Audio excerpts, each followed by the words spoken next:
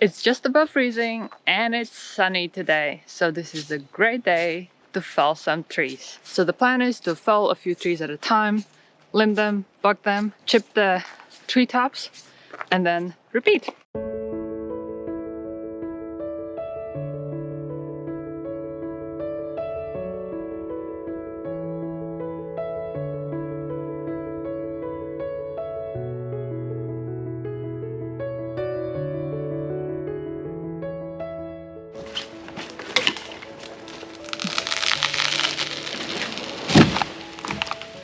Perfect.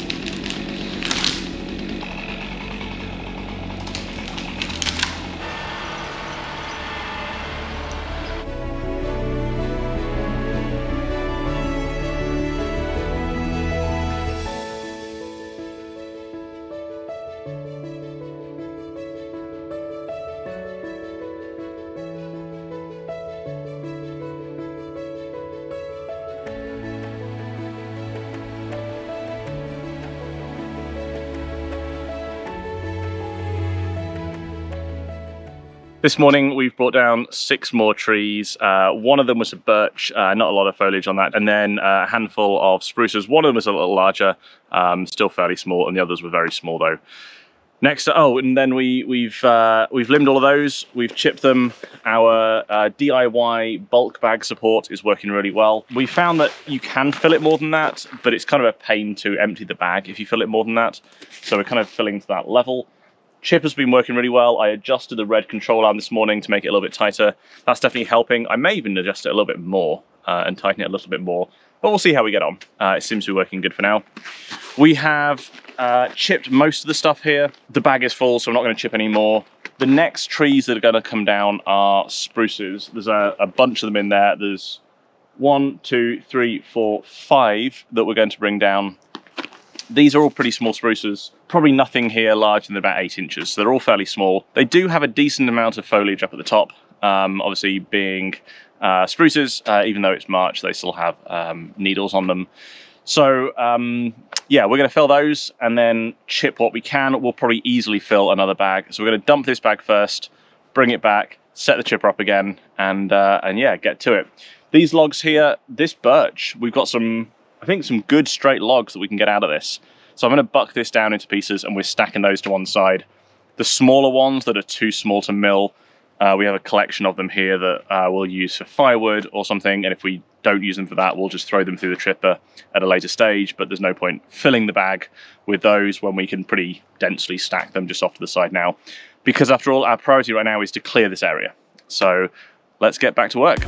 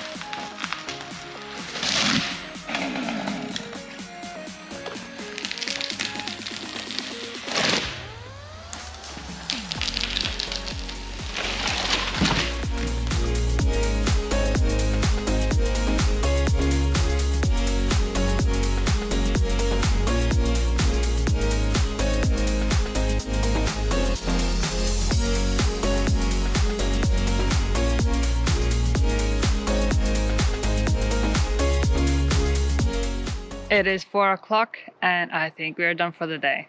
It's been super productive day. We got a lot of done. It was a good day. How many trees did we get down in the end? 14. 14. So we're not setting any world records here, but we are trying to do it safely. We are still learning our equipment and finding a routine that works for us.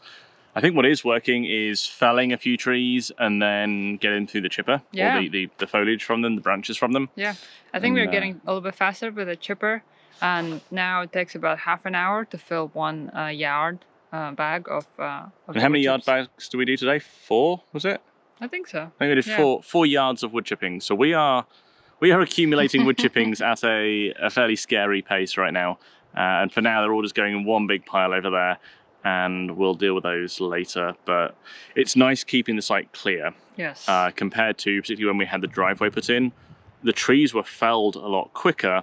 But they were basically, if they were limbed at all, it was really just to clear them off to the side, just to make them a little bit sort of tighter. But we are kind of clearing up the site as we go.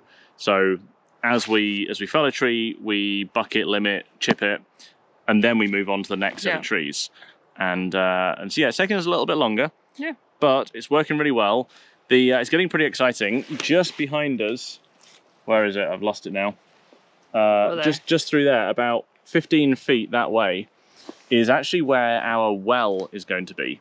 And so getting to that is obviously a priority. Not that a well truck could drive through this right now, a well drilling truck. We'll have to get the site graded before they can get in. Yeah. But getting to it is important.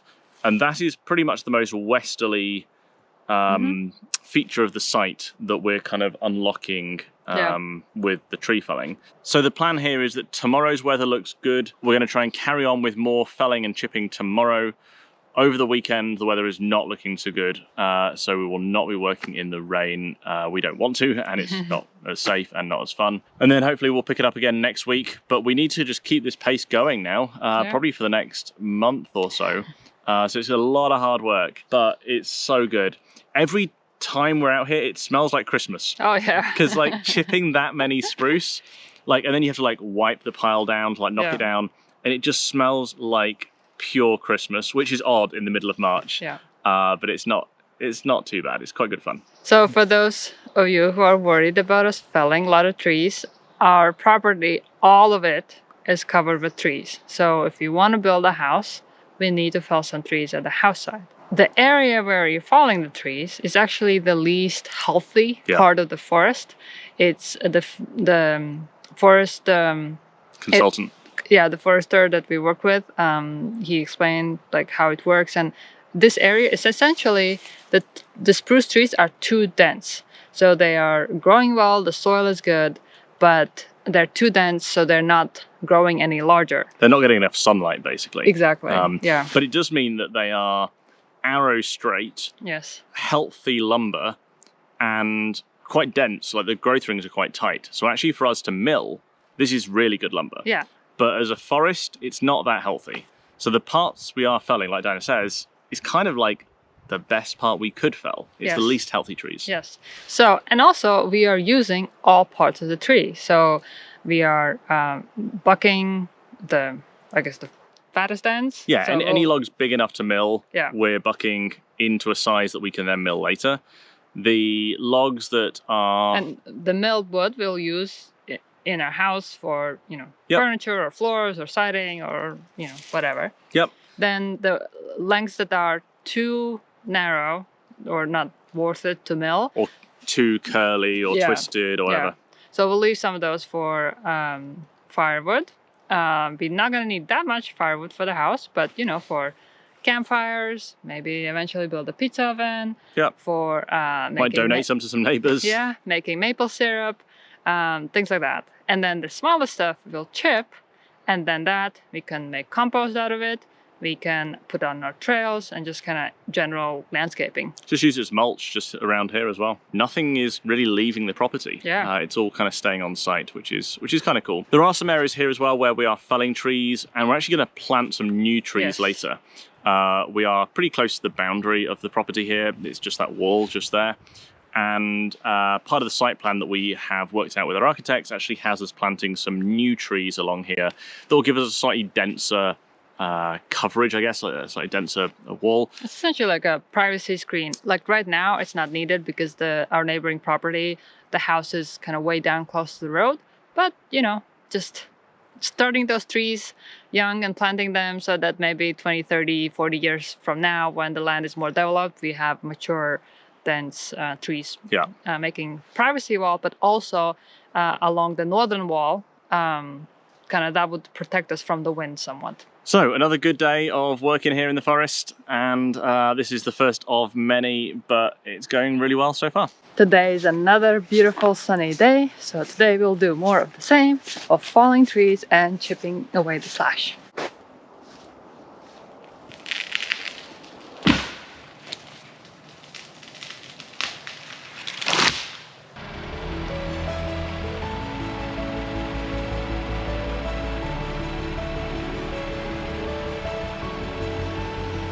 Thanks for watching, and we'll see you in the next video.